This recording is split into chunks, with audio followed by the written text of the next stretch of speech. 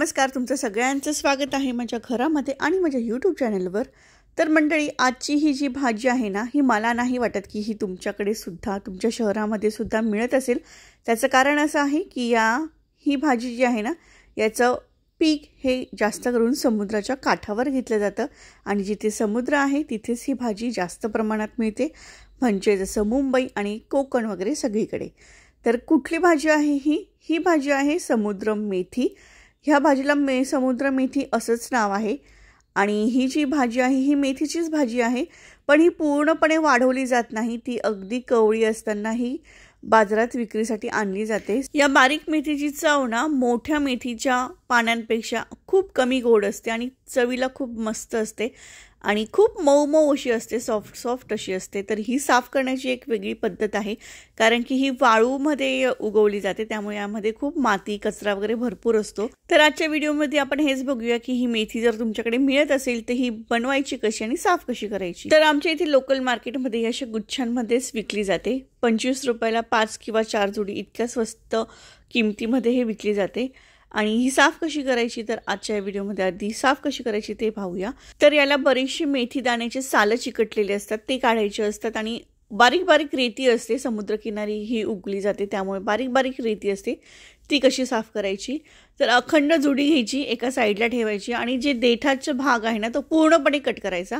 आणि बघा तुम्ही, यामध्ये खूप माती आहे आणि मेथीची सालं सुद्धा आहे। तर एका पातेल्यामध्ये पाणी घ्यायचं, नॉर्मल पाणी घ्यायचं रूम टेम्परेचरचं नळाचं, आणि त्या पाण्यामध्ये ही मेथी भिजवायची।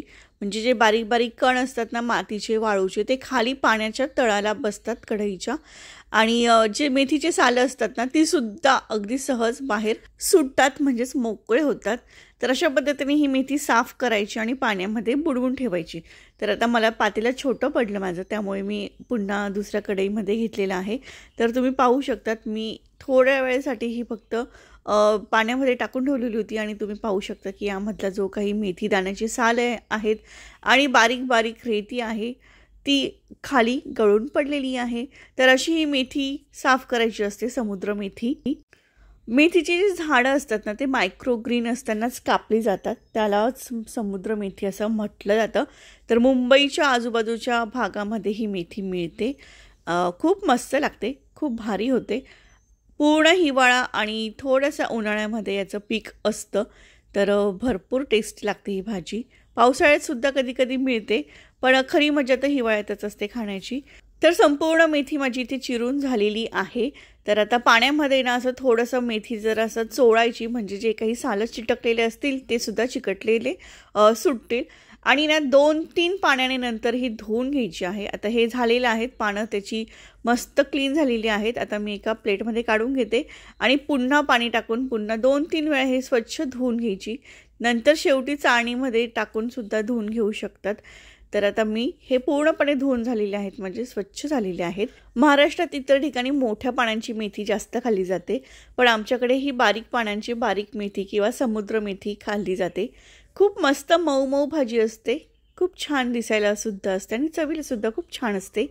तर पूर्णपणे मेथी साफ करून झालेली आहे आणि बघू शकता तुम्ही कढईच्या तळाला किती कचरा आहे। कचरा म्हणजे काय, रेती असते समुद्रातली आणि हे असतं, सालं असतात, तर ती क्लीन झालेली आहेत। आता हे पाणी फेकून देऊया आणि ही मेथी बारीकच आहे, पण तरीसुद्धा छान अशी व्यवस्थित चिरून घेऊया। अगदी जास्त बारीक चिरायची नाही आहे, रँडमली असंच कटकट कटकट करायचं आहे।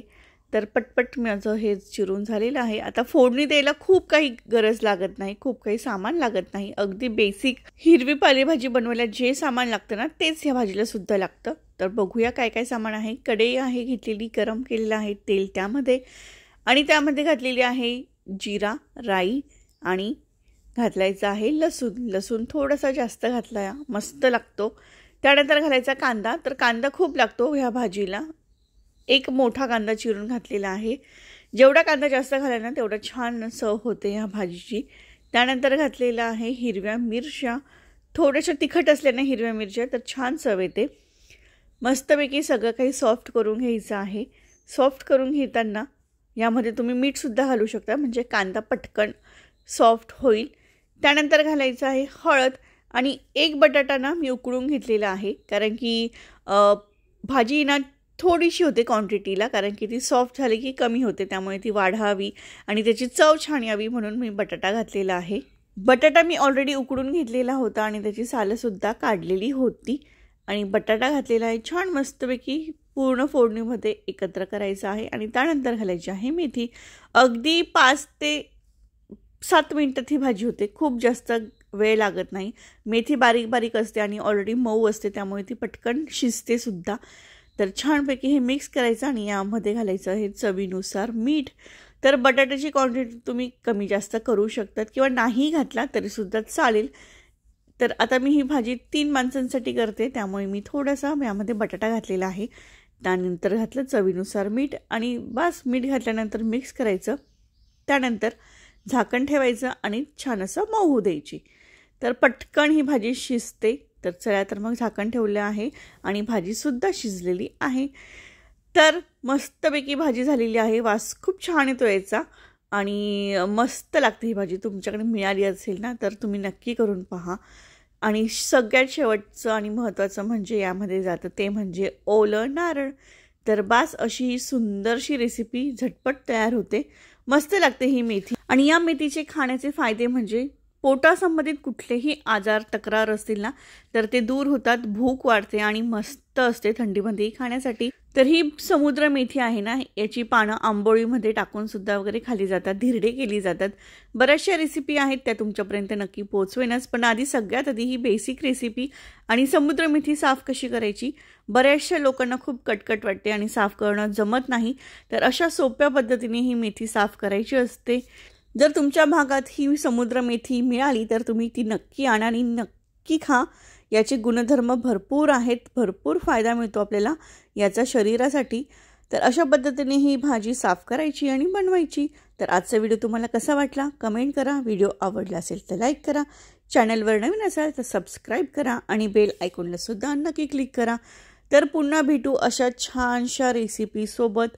तोपर्यंत नमस्कार. व्हिडिओ संपूर्ण पाहिल्याबद्दल खूप खूप धन्यवाद. थँक्यू. Bye bye.